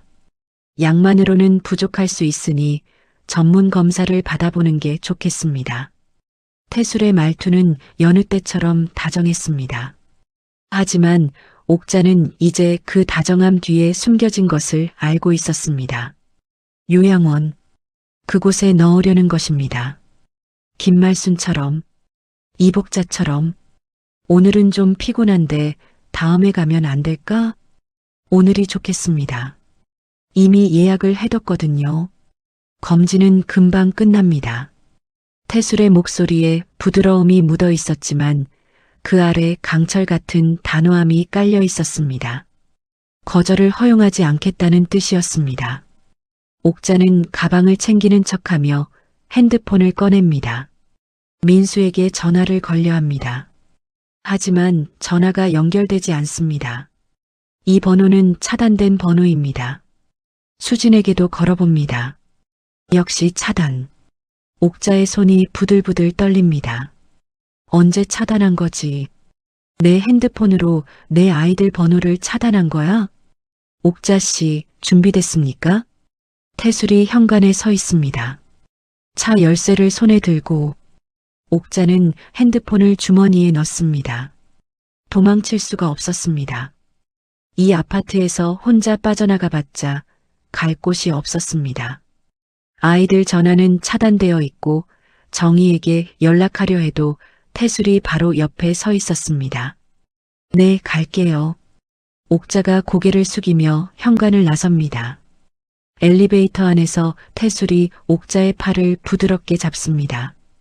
부축하는 것처럼 보이지만 사실은 붙잡고 있는 것이었습니다. 지하 주차장에 세워진 검은색 세단 앞에 섭니다. 태술이 조수석 문을 엽니다. 타십시오. 옥자가 차에 오릅니다. 안전벨트를 채우는 손이 떨립니다. 태술이 운전석에 앉아 시동을 겁니다. 차가 지하 주차장을 빠져나와 도로로 올라갑니다. 옥자는 창밖을 바라봅니다. 익숙한 거리가 스쳐 지나갑니다. 매일 버스를 타고 출근하던 길, 정희 약국이 있는 사거리, 공영주차장 입구. 바로 그때 옥자는 눈을 크게 뜹니다. 그 시각 정희는 약국 문을 열다 말고 고개를 갸웃합니다. 9시가 넘었는데 옥자가 출근하지 않았습니다. 30년 넘게 단 하루도 지각한 적이 없는 옥자입니다. 비가 와도 눈이 와도 감기에 걸려도 그 주차장에 나왔습니다. 정희가 옥자에게 전화를 겁니다. 신호가 갑니다. 하지만 받지 않습니다. 다시 겁니다. 역시 받지 않습니다. 정희의 가슴에 불이 붙습니다. 이 사람이 왜 전화를 안 받아? 세 번째 전화도 받지 않자 정희는 약국 카운터 뒤에서 수첩을 꺼냅니다. 지난주 옥자에게서 받아둔 비상연락처, 아들 민수의 전화번호입니다. 전화를 겁니다. 여보세요? 민수 씨? 나 엄마 친구 정희야. 약사 정희. 주차장 건너편 약국. 아, 네. 약사 이모님. 무슨 일이세요? 민수 씨, 요즘 엄마한테 연락했어? 했는데. 어제 엄마가 문자로 당분간 연락하지 말래요. 새 남편이랑 적응 중이라고. 정희의 눈이 번뜩입니다. 그 문자 엄마가 보낸 거 아니야. 네. 그 남자가 보낸 거야. 민수 씨, 지금 시간 있어? 급한 얘기야. 엄마가 위험해. 전화기 너머에서 민수의 숨소리가 거칠어집니다. 무슨 말씀이세요? 위험하다니? 정희가 빠르게 설명합니다. 태술이 옥자에게 수면제를 치매 예방약이라고 속여 먹였다는 것. 창고 방에서 다른 여자들의 등기부등본과 인감도장이 발견됐다는 것. 태술이 과거에도 같은 수법으로 최소 4명의 노인 여성에게서 재산을 가로챈 상습 사기범이라는 것. 전화기 너머 민수의 목소리가 떨립니다.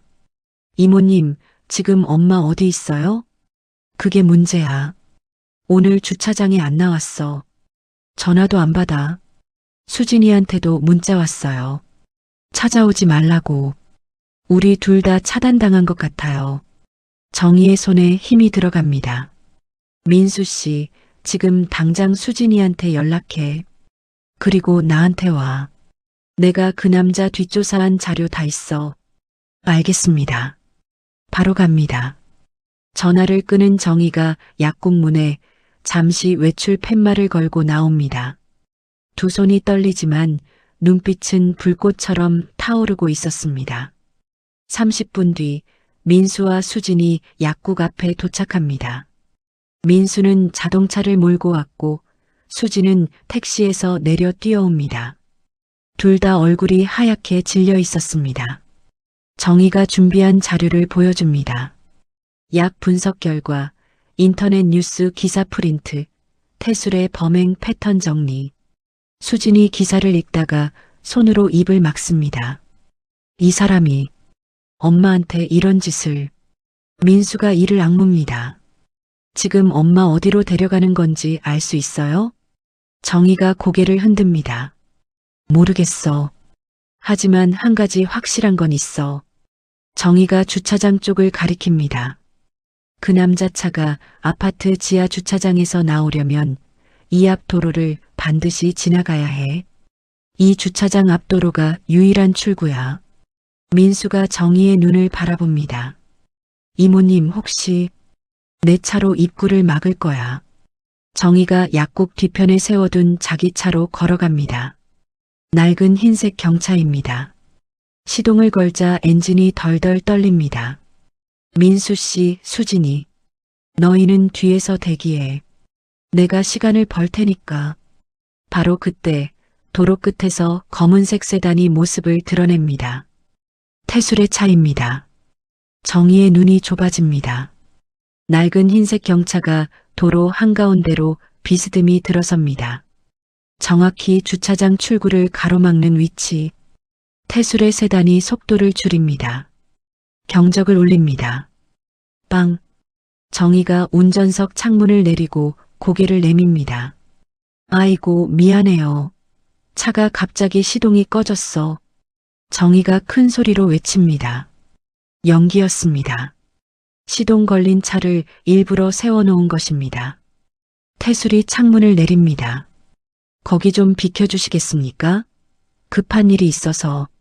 아이고, 시동이 안 걸려요. 잠깐만요. 정희가 시동을 걸었다 껐다를 반복합니다. 시간을 끕니다. 1초가 1분 같은 시간. 조수석에서 옥자가 창밖을 바라봅니다. 저 흰색 경차, 저 목소리, 정희입니다. 옥자의 눈에 눈물이 차오릅니다. 태술이 짜증을 내며 차에서 내리려는 순간 뒤에서 차 한 대가 급정거합니다. 민수의 차입니다. 민수가 차에서 뛰어내립니다. 수진이 뒤따라 내립니다. 엄마. 수진이 비명에 가까운 목소리로 외칩니다. 민수가 태술의 세단 조수석으로 달려갑니다.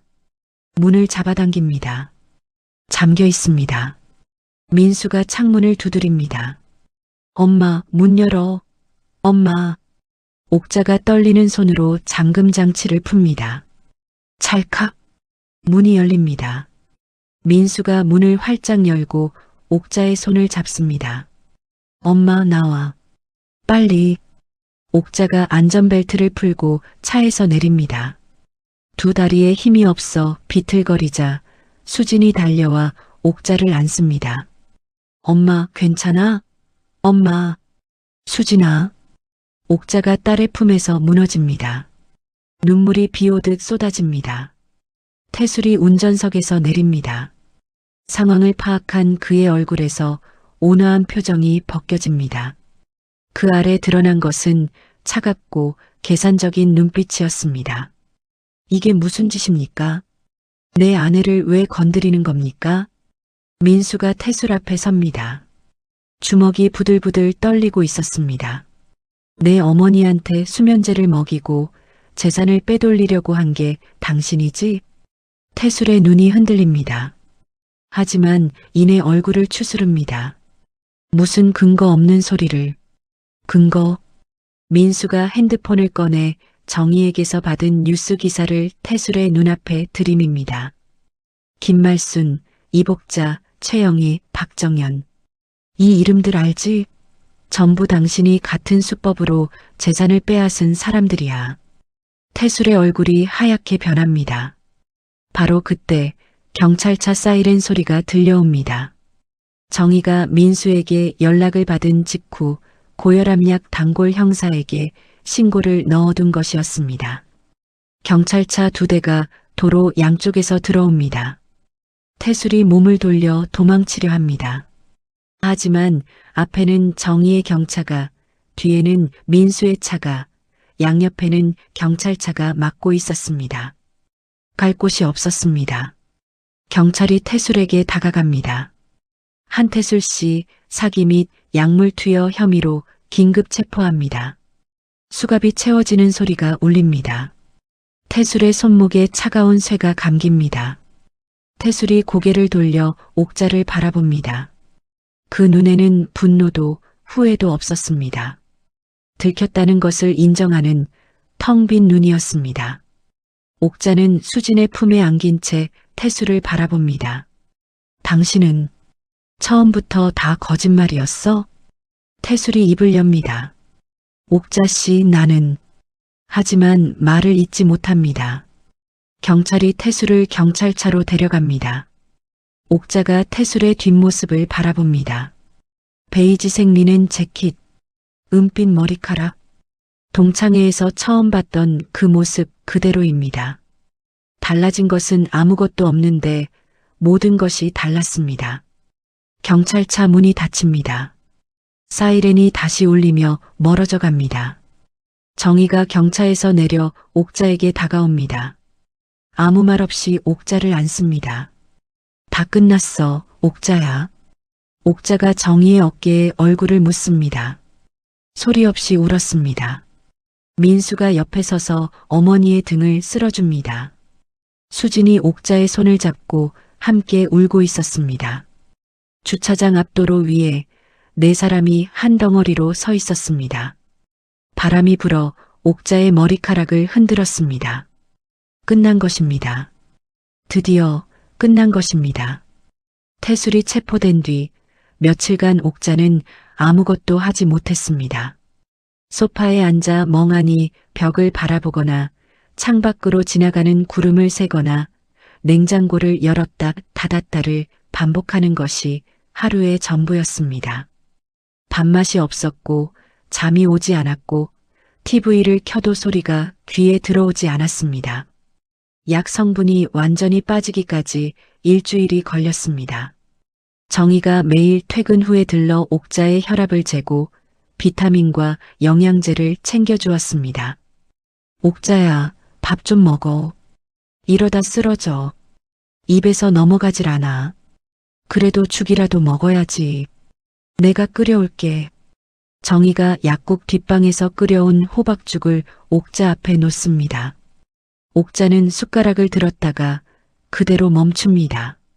정희야. 응? 나 바보지? 무슨 소리야? 아들이 조심하라 했어.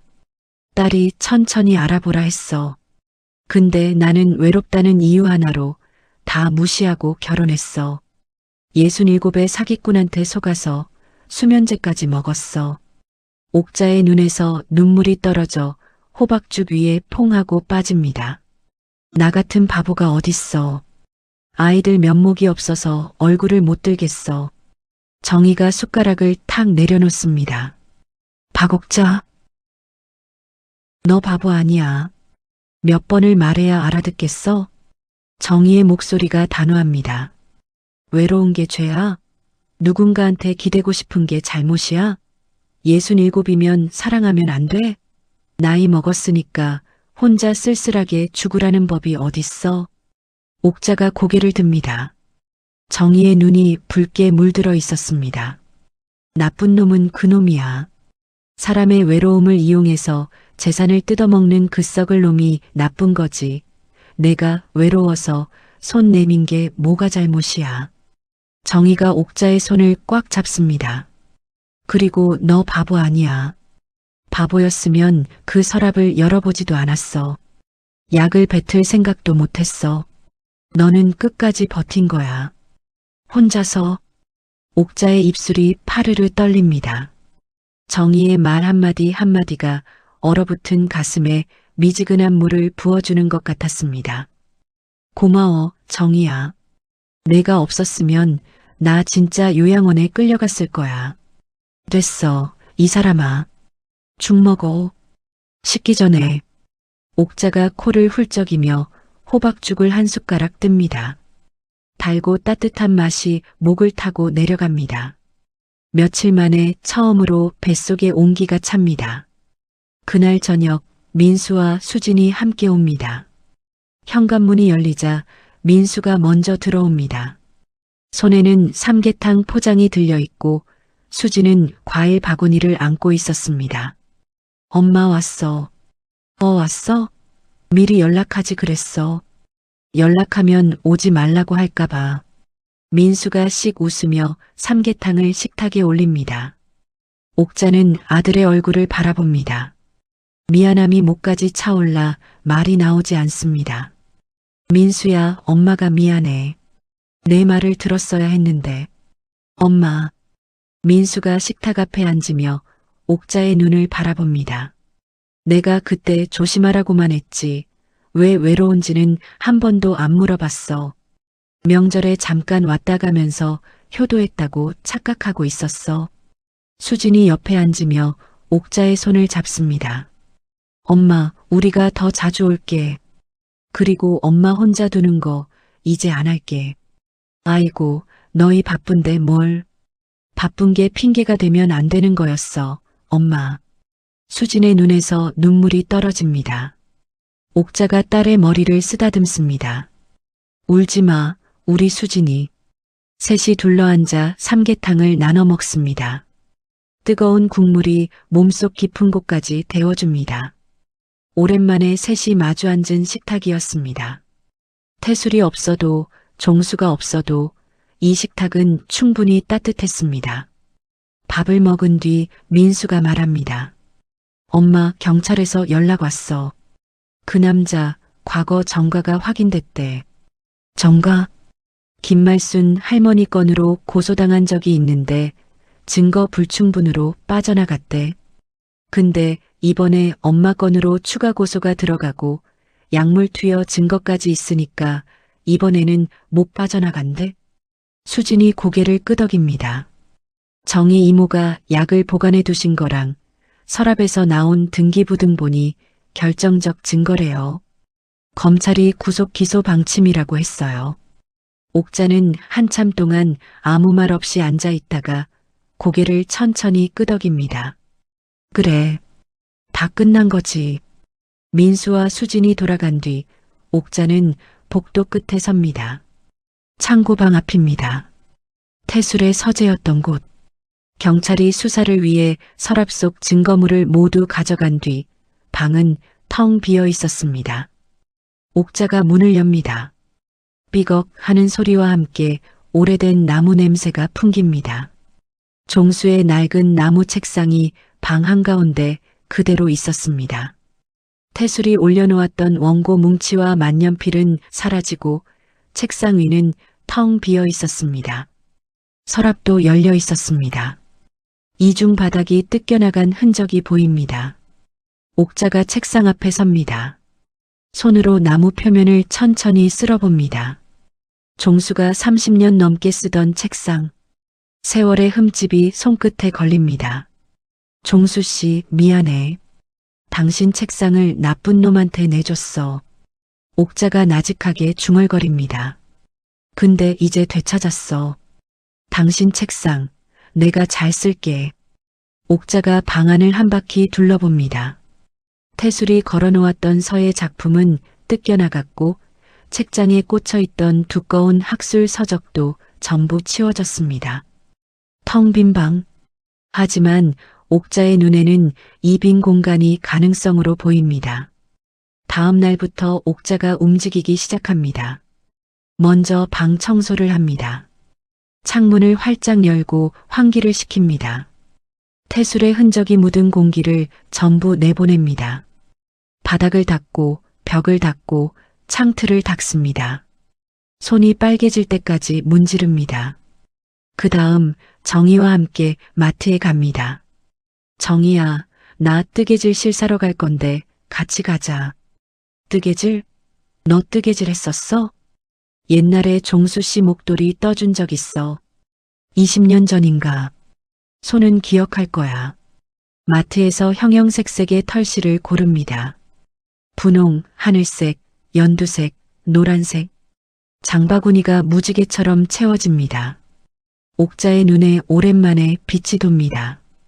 뜨개질 바늘도 사야지. 그리고 이 방석 깔개도 예쁘다. 정희야, 이거 봐. 야, 사재기 아냐? 천천히 사. 아니야, 다 필요한 거야. 옥자가 웃습니다. 보름 만에 처음으로 마음에서 우러나오는 웃음이었습니다. 집에 돌아온 옥자가 창고 방을 꾸미기 시작합니다. 종수의 나무 책상 위에 뜨개질 바구니를 올려놓습니다.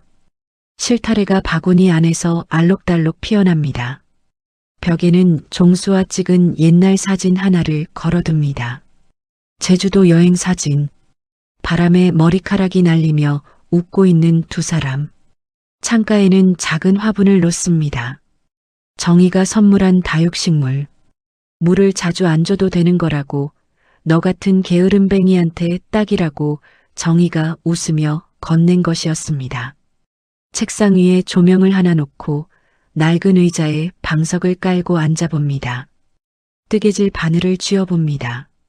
20년 만입니다. 처음 몇 코는 서툴고 엉성했지만 손가락이 기억하고 있었습니다. 한 코, 두 코, 세 코. 실이 바늘을 감아 올라가며 천천히 모양을 만들어갑니다. 옥자야, 이게 뭐야? 정희가 놀러와서 방문을 열고 입을 딱 벌립니다. 나 유튜브 하려고. 뭐? 유튜브? 응. 뜨개질 유튜브. 손주들이 가르쳐줬어. 핸드폰으로 찍어서 올리는 거라고. 정희가 눈을 동그랗게 뜹니다. 야, 박옥자. 너 열흘 전까지 수면제 먹고 쓰러져 있던 사람이 유튜브를 한다고? 그러니까 해야지. 쓰러져 있기만 하면 뭐해. 나 아직 살아있잖아. 옥자가 뜨개질 바늘을 들고 환하게 웃습니다. 정희가 한참 옥자를 바라보다가 코끝이 빨개지며 고개를 돌립니다. 미친 사람. 할 거면 제대로 해. 내가 조명 하나 사다 줄게. 역시 내 친구. 수진이가 주말에 와서 핸드폰 거치대를 설치해 줍니다. 민수는 인터넷에서 찾은 유튜브 채널 개설 방법을 프린트해서 가져옵니다. 엄마, 채널 이름 뭘로 할 거야? 옥자 할머니의 뜨개질 시간 어때? 좋다. 근데 좀 길다. 옥자네 뜨개방 이런 건? 그건 좀 촌스럽잖아. 엄마가 촌스러운 건 어쩔 수 없어. 야, 이 녀석이. 옥자가 수진의 팔을 툭 칩니다. 수진이 깔깔 웃습니다. 웃음소리가 창고 방에 가득 찹니다. 태술이 있을 때는 들을 수 없었던 소리입니다. 첫 번째 영상은 간단한 목도리 뜨개질이었습니다. 옥자가 책상 앞에 앉아 바늘을 쥐고 카메라를 향해 수줍게 인사합니다. 안녕하세요.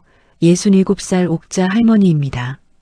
오늘은 겨울 목도리를 같이 떠볼게요. 처음이라 좀 서툴러도 예쁘게 봐주세요. 영상은 딱 15분. 옥자의 구수한 입담에 뜨개질하다 실이 엉켜 아이고 또 꼬였네 하는 장면까지 고스란히 담겼습니다. 구독자가 하나 둘 늘기 시작합니다. 할머니, 저도 따라 해봤는데 너무 재밌어요. 할머니 목소리 들으면 마음이 편해져요. 우리 엄마 생각나요. 할머니 영상 우리 엄마한테 보여드릴게요. 댓글 하나하나를 읽을 때마다 옥자의 눈가에 잔주름이 깊어집니다. 웃어서 생긴 주름. 가장 아름다운 주름이었습니다. 한 달 뒤 옥자에게 검찰에서 연락이 옵니다. 태술의 재판 결과였습니다. 사기, 약물 투여, 문서 위조, 유사 수신 행위. 징역 8년이 선고되었습니다. 과거 피해자 김말순, 이복자, 최영희, 박정현의 사건도 재수사가 시작되었고 추가 기소가 이루어졌습니다. 4명의 피해자 가족들이 옥자에게 감사의 전화를 걸어왔습니다. 옥자 씨 덕분에 우리 어머니 사건이 다시 열렸어요. 감사합니다. 옥자는 전화를 받으며 울었습니다. 자신만의 일이 아니었습니다. 4명의 여자들, 나와 같은 여자들, 그들의 억울함이 조금이라도 풀린다면 그것만으로 충분했습니다. 계절이 바뀌었습니다. 봄이 왔습니다. 옥자의 아파트 창문으로 벚꽃잎이 날아듭니다. 정희가 약국 문을 닫고 옥자의 집에 옵니다. 손에는 여행 팸플릿이 한 움큼 들려 있었습니다. 옥자야, 우리 여행 가자. 여행? 어디? 제주도. 너 제주도 좋아한다면서. 종수 씨랑 갔던데. 옥자의 눈이 반짝입니다. 제주도. 20년 만이네. 20년이면 됐지. 가자. 내가 비행기표 끊었어. 야, 상의도 안 하고. 상의하면 안 간다고 할까봐. 정희가 팸플릿을 옥자 앞에 펼칩니다. 한라산 사진, 성산 일출봉, 제주 바다. 옥자의 눈에 바다가 들어옵니다. 좋아. 가자, 우리. 제주도에서 찍은 사진이 유튜브에 올라갑니다. 바닷바람에 머리카락이 날리는 옥자와 정희. 해녀가 잡아준 전복을 입에 넣고 눈을 크게 뜨는 옥자. 돌담길을 걸으며 팔짱을 끼고 웃는 두 사람. 할머니들 우정 너무 예뻐요. 할머니, 다음 여행도 보여주세요. 댓글이 쏟아집니다. 가을. 민순의 아들, 옥자의 손주 준이가 놀러옵니다. 할머니, 이거 할머니 채널이야? 준이가 핸드폰을 보여줍니다. 구독자 수가 5,000명을 넘어 있었습니다. 5,000명? 이게 많은 거야? 할머니, 대박이야. 5,000명이면 진짜 많은 거야. 옥자가 눈을 동그랗게 뜹니다. 세상에 5,000명이나 내 뜨개질을 보고 있어? 응. 할머니 영상이 진짜 인기래. 옥자가 준이의 볼을 잡고 웃습니다. 우리 준이 할머니가 맛있는 거 사줄게. 뭐 먹고 싶어? 떡볶이. 그래, 떡볶이 먹으러 가자. 할머니가 연금 나온 거 있으니까. 손주의 손을 잡고 집을 나섭니다. 아파트 엘리베이터 안에서 거울에 비친 자신의 모습을 봅니다. 머리를 깔끔하게 묶고 연분홍 블라우스를 입은 67살 여자. 퀭하지 않았습니다. 핏기가 돌아온 볼, 또렷한 눈빛, 입가에 걸린 미소. 수면제에 찌들었던 그 얼굴이 아니었습니다. 옥자는 거울 속 자신에게 살짝 고개를 끄덕입니다. 잘했어, 옥자야. 버텼잖아. 겨울이 돌아왔습니다. 옥자는 창고방, 아니, 이제는 옥자의 뜨개방이 된 그 공간에서 뜨개질을 하고 있었습니다. 바늘 끝에서 빨간 털실이 흘러내려 목도리 형태를 만들어갑니다. 정희에게 줄 크리스마스 선물이었습니다.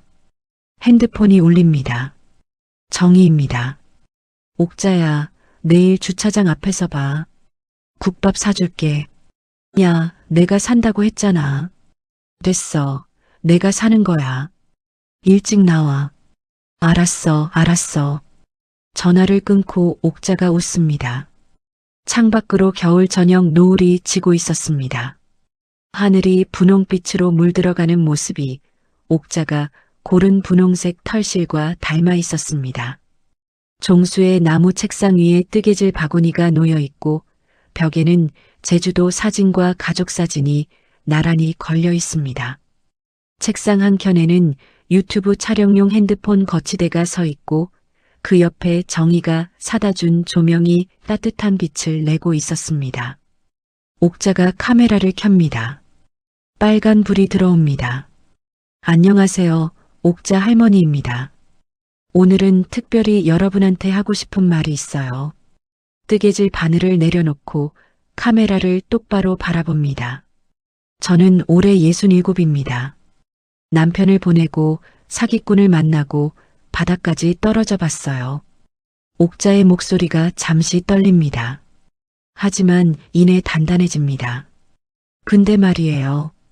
바닥을 찍으면 다시 올라올 수밖에 없더라고요. 더 내려갈 데가 없으니까. 옥자가 미소 짓습니다. 사람들이 그래요.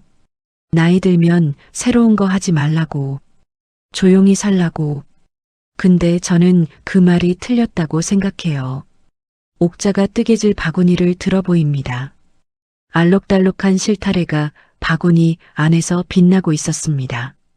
67에 유튜브 시작했어요. 67에 새 친구도 사귀었어요. 67에 처음으로 내 이름으로 된 공간이 생겼어요. 옥자가 창고 방을 둘러봅니다. 이 방은 종수의 유품이 쌓여 있던 곳이었고 태술의 비밀이 숨겨져 있던 곳이었고 이제는 옥자의 세상이 시작된 곳이었습니다. 나이가 숫자일 뿐이라는 말, 옛날엔 저도 믿지 않았어요. 근데 이제 알겠어요. 옥자가 카메라를 향해 활짝 웃습니다. 눈이 초승달처럼 휘어집니다. 동창회에서 태술이 했던 말이 떠오르지만 이제 그 말은 아무런 힘이 없었습니다. 옥자의 웃음은 누군가에게 보여주기 위한 것이 아니라 자기 자신에게 주는 것이었습니다.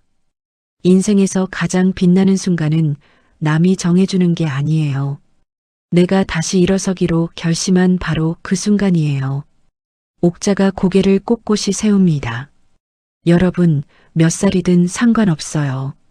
넘어지면 다시 일어나면 돼요. 일어나는 게 힘들면 옆에 손 내밀어 줄 사람 한 명이면 충분해요. 옥자가 책상 위 사진을 바라봅니다. 정희와 찍은 제주도 사진. 저한테는 그 사람이 있었어요. 여러분한테도 분명히 있을 거예요. 옥자가 다시 뜨개질 바늘을 듭니다. 자, 오늘도 같이 떠볼까요? 옥자 할머니의 뜨개질 시간 시작합니다. 빨간 털실이 바늘을 감아 올라갑니다. 한 코, 두 코. 옥자의 손끝에서 따뜻한 것이 만들어지고 있었습니다. 창밖으로 노을이 완전히 지고 겨울별이 하나둘 떠오릅니다. 67, 박옥자. 가장 찬란한 홀로서기가 시작되고 있었습니다. 이 사연 속 내용 어떻게 생각하시나요? 댓글로 의견을 남겨주세요. 그리고 재미있으셨다면 무료인 구독과 좋아요 꼭 부탁드려요. 다음에도 재미있는 사연으로 찾아뵙겠습니다.